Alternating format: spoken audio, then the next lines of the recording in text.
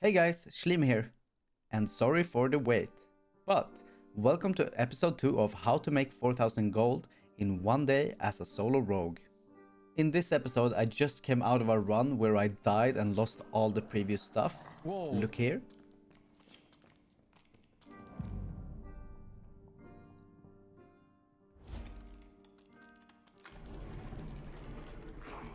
I'm dead. What the fuck?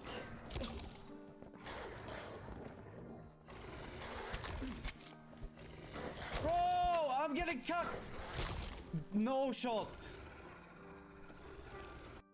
Usually those dogs in that room are not really aggroed on anything and would be very passive, but it seems like someone had been running through there and aggroed the dogs, so they just ran for me straight up. And as you can see here, I wasn't really the happiest. But last episode ended on a W, so this one just had to start with an L, I thought. And here on YouTube you get all the goodies, but watch my stream and you'll see I have 10 L's for every W. Anyhow, since I died, I prepared myself for the next run by bringing a blue short sword that I picked up in one of the previous runs, as well as just this bad amulet that had some agility and magic damage bonus. And as usual for these solo runs I like to bring some healing and like a campfire kit, so I brought that too. After this I just checked the vendors and trade posts real quick, but let's get into the actual run. Shall we? Let's fast forward. Alright, we ended up getting this spawn and map, and this part of the map is kind of like a hub where a lot of teams usually at least traverse through, if not looting. Yeah, other spawns are also relatively close by, so I started off by playing quite quiet and carefully here. Not more than 20 seconds after I spawn, I hear someone fighting monsters close by, so I proceed to start investigating. Okay, I run in blazing to find out what's all the fuss about, but I always try to talk to people in the voice chat. If they reply, I sometimes spare them if they seem like beginners or noobs, but otherwise I can't really trust them, so I proceed to show this guy no mercy. Help, man.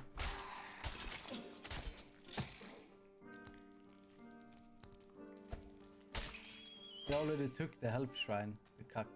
Obviously this poor guy didn't have anything on him, but sometimes lucky me found 4 heart candy on the body of the NPC he was fighting, and that in itself is almost 100 gold in 1 minute into the run. Heck yeah. Oh, 4 candy. Worth? He was gonna take those candies otherwise. And as I've stated in my previous video, usually when I go for solo runs, I try to map out the lion's head chest first, and this one with the skeleton mage room is really close, so I went for that. And for all the people saying it's not worth looting normal NPCs, I beg to differ. I found a blue kettle hat here on this mob, not with good stats, but it for sure could have been. Blue kettle hat. I did, however, not get lucky with the lion head chests in the room and didn't pick up anything worth really. Oh shit. So I'm just gonna show you guys here on the map that this room has a secret pathway to the room next to this one, which basically has the identical loot with the chests and same NPCs as well. But what I did notice here was that there had already seemed to be people roaming around in that room.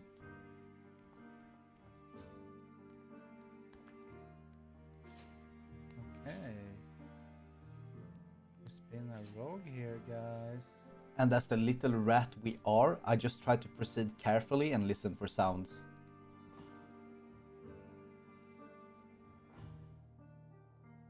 And as you can hear, I heard some sounds. Multiple people.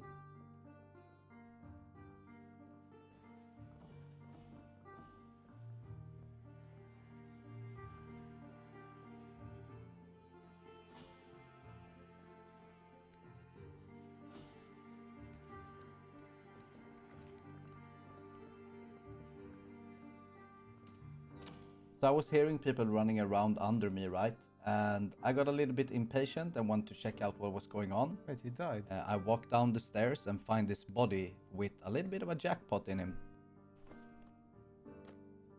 But little did I know that I was the one being watched.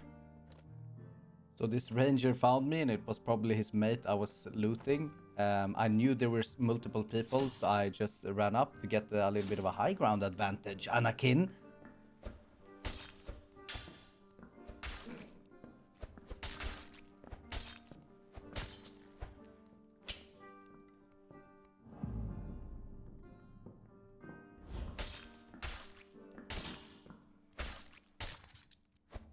I was running weak point attack here, and I really think it helped against the fighter, who also had a helmet on. Weak point reduces the target's armor rating for a few seconds after being hit, so if I didn't end the fight with the fighter quickly there, I probably would have gotten killed.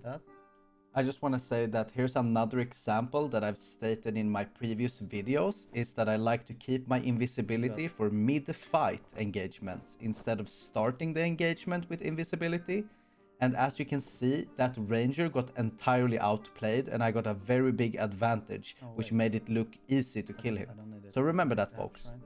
After this close encounter, I proceeded to roam around the dungeon to try to look for a red portal, so we could get some more treasure, because that's what it's all about, right? But before I found the portal, I found these guys that made me, bluntly said, having to take some detours before reaching the portal. After a couple of minutes of running around, I jumped into the red portal finally, which brought us to this map of the Inferno. This map unfortunately hosts the Ghost King boss and do not have the loot horde on the map, so I just have to kill stuff and loot chests to get out with the most amount of gold from this run. But killing stuff and looting chests isn't always the easiest in the Inferno, especially not as a weak, badly equipped solo rogue. I got into a few close encounters here in the Inferno that I wanted to show you guys, and the first one was this Nightmare Skeleton Guardian, which also becomes a little bit harder because I have the short sword which swings from top to down. You'll see why.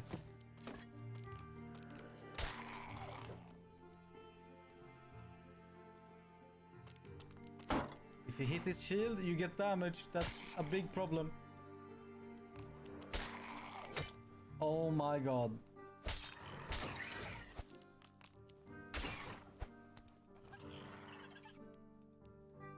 Fuck it. Okay, it didn't work.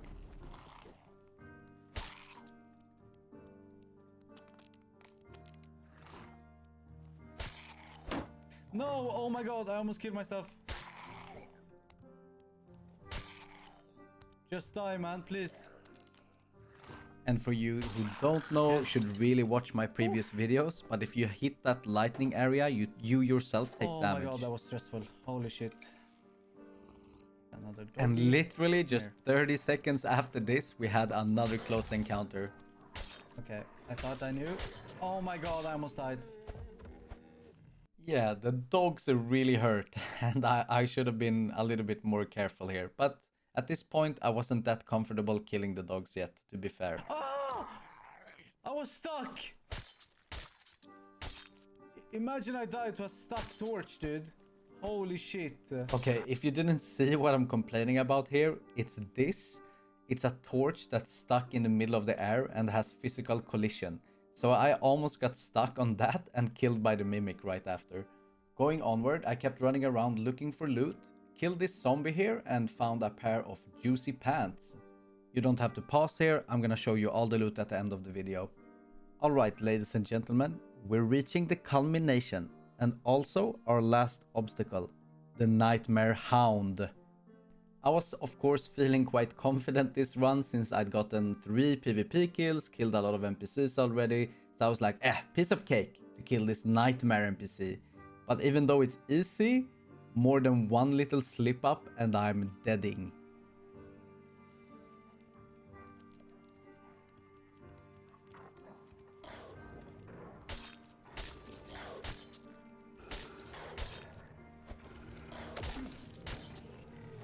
I killed it. Oh my god, we almost died. And almost died we did multiple times, but we didn't die.